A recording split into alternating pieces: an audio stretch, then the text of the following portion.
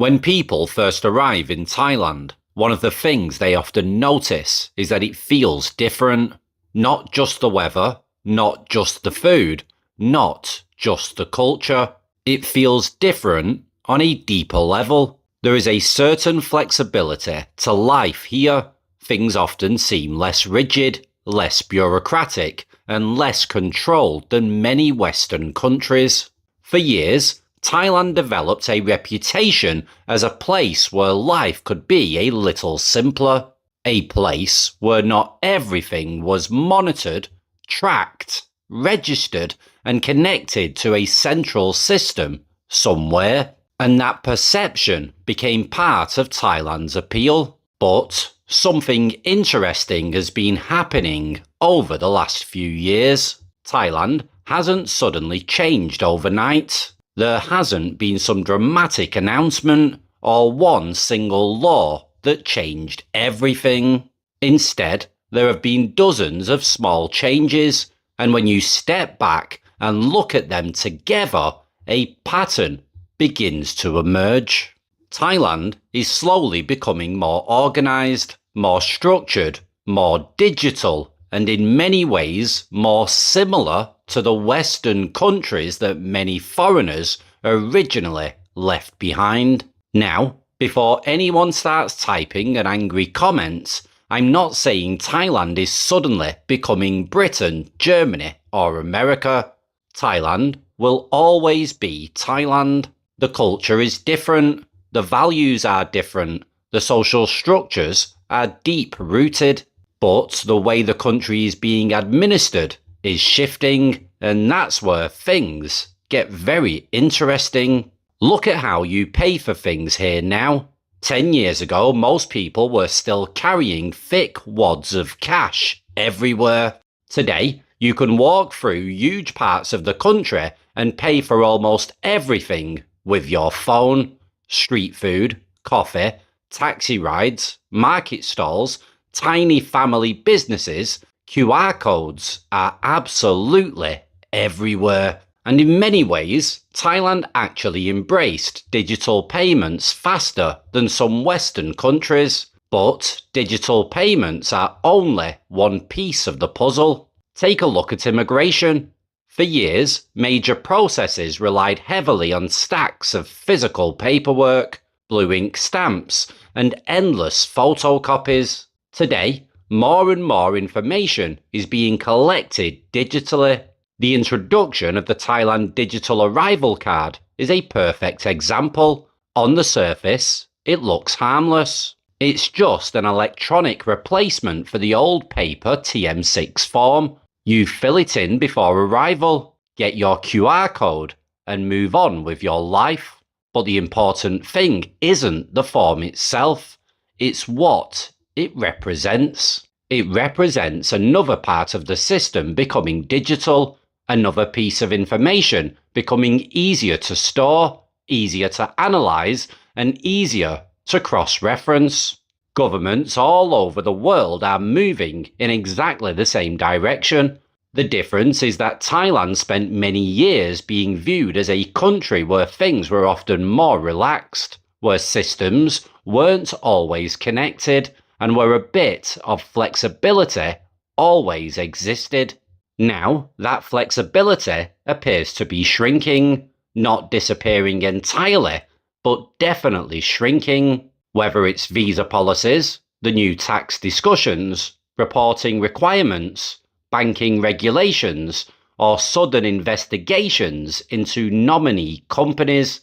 Individually, these things look like separate headaches, but together, they tell a story about visibility, because visibility is ultimately what modern governments want. They want to know exactly who is entering the country, who is leaving, who owns what, and who is earning what. Again, that doesn't make Thailand unusual. It makes Thailand modern. The reality is that technology has fundamentally changed what governments are capable of doing. 20 years ago, authorities were limited by physical paperwork and filing cabinets. Today, databases talk to each other instantly.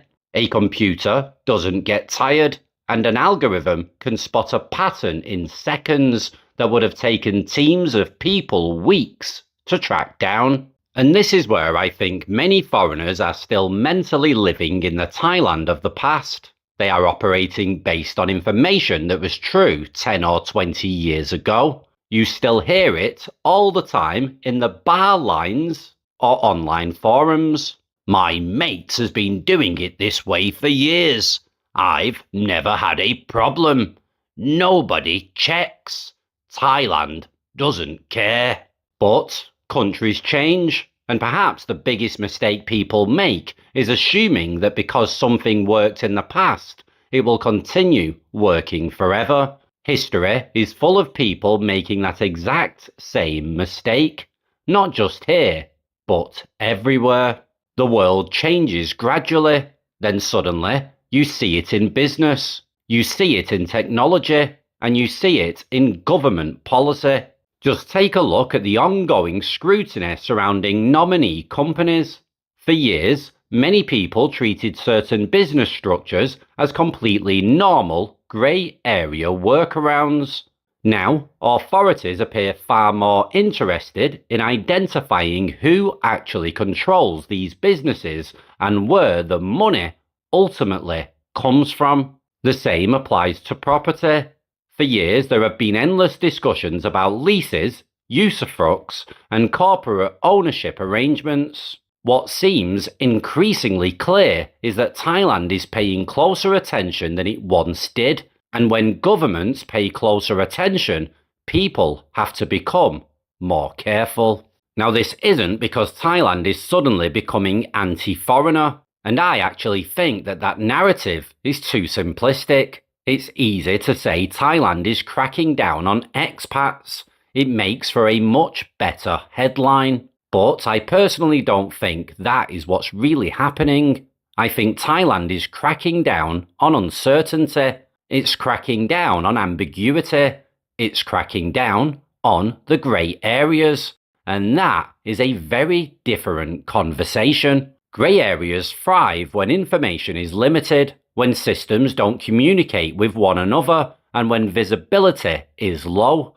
The moment visibility increases, grey areas become much harder to maintain, and that's exactly what we're seeing. The irony is that many foreigners moved to Thailand because they felt trapped by bureaucracy back home. They felt exhausted by endless rules, endless paperwork and compliance. Yet, the direction of travel suggests Thailand is slowly introducing more of those exact same systems.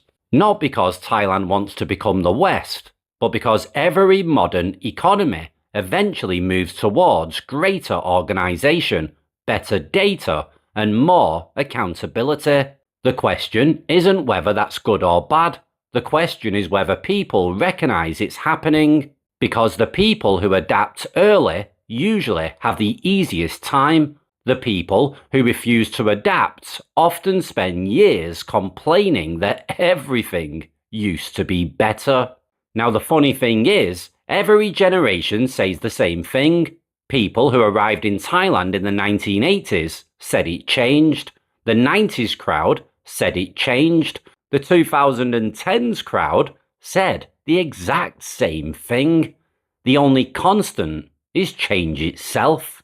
Thailand is still one of the most fascinating countries in the world. It still offers opportunities, freedom, and experiences that millions of people find attractive. But the Thailand of the future may not look exactly like the Thailand of the past. It will be more digital, more connected, more organised, and perhaps a little less mysterious. The bigger story isn't that Thailand is becoming stricter, it's that Thailand is becoming more modern, and modern countries run on information. Information is the new infrastructure. Information is the new power. The foreigners who understand that trend will probably navigate the future just fine. The ones who keep relying on stories from 10 years ago may find themselves increasingly confused, because the game isn't necessarily becoming harder. The rules are simply becoming more visible, and once the lights come on, it's much harder to pretend nobody is watching. As always, don't forget to leave your comment down below. Let everybody know what you think, and don't forget to like and subscribe for more future episodes. Take care and ciao for now. Bye bye.